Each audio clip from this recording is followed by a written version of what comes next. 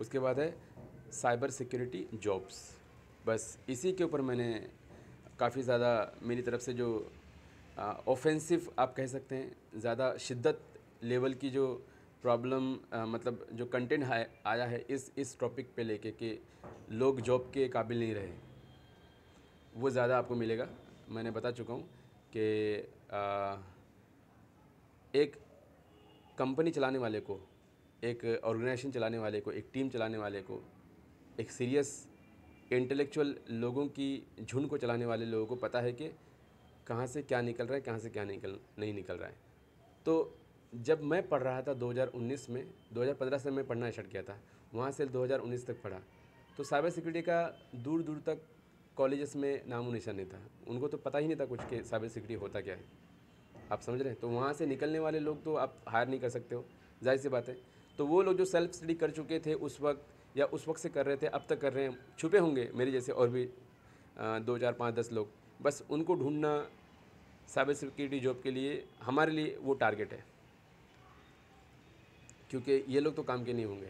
अच्छा, ये लोग काम के इसलिए भी नहीं होंगे क्योंकि साइबर सिक्योरिटी को छोड़कर अगर कुछ बात की जाए तो बेसिक फंडामेंटल नॉलेज होता है कंप्यूटर का, है ना, आईटी का जो नॉलेज होता है, बेसिक बेनिफिशियल नॉलेज होता है, वो भी नहीं दिया जाता है हमारे एजुकेशन सिस्टम में।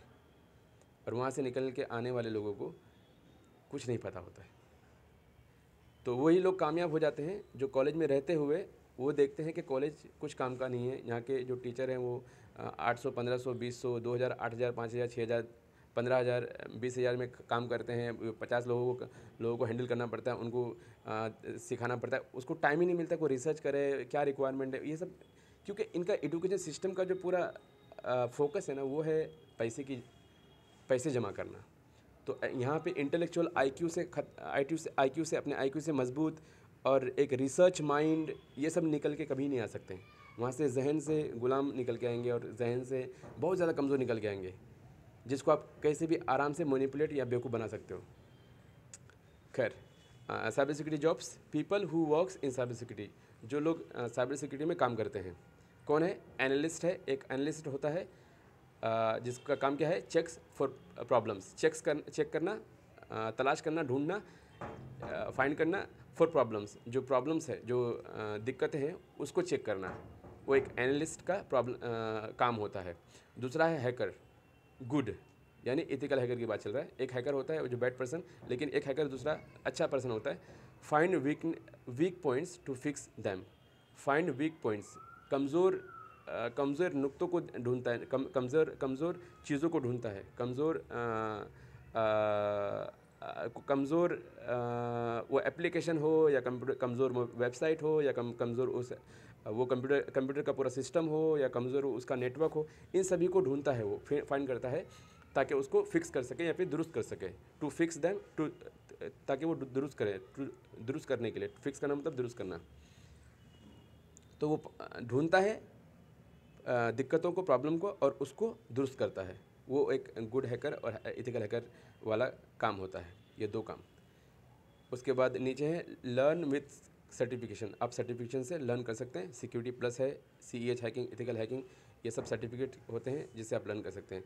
वापस से मैं रिपीट करना चाहूँगा कि अगर सर्टिफिकेट आप ले रहे हैं तो उसके साथ आपको सॉफ्ट स्किल फ्री चाहिए, या फिर आप सॉफ्ट स्किल के लिए पैसा पे करके उसके साथ किसी भी सर्टिफिकेशन को लें, क्योंकि 100 लोग आ जाते हैं सर्टिफिकेशन लेके, लेकिन 100 में से एक बंदा भी नहीं होता काम का, क्योंकि इनको पता ही नहीं होता कि सर्टिफिकेशन लेने से पहले मुझे किस चीज़ की ज़रूरत थी, या सर्टिफिकेशन लेते हुए मुझे किन चीज़ों का ख्याल रखना था, या सर्टिफिकेशन लेने के बाद मेरे अंदर क्या होगा कि मैं किसी काम का कहलाऊँगा या मैं किसी चीज़ को हैंडल करूँगा।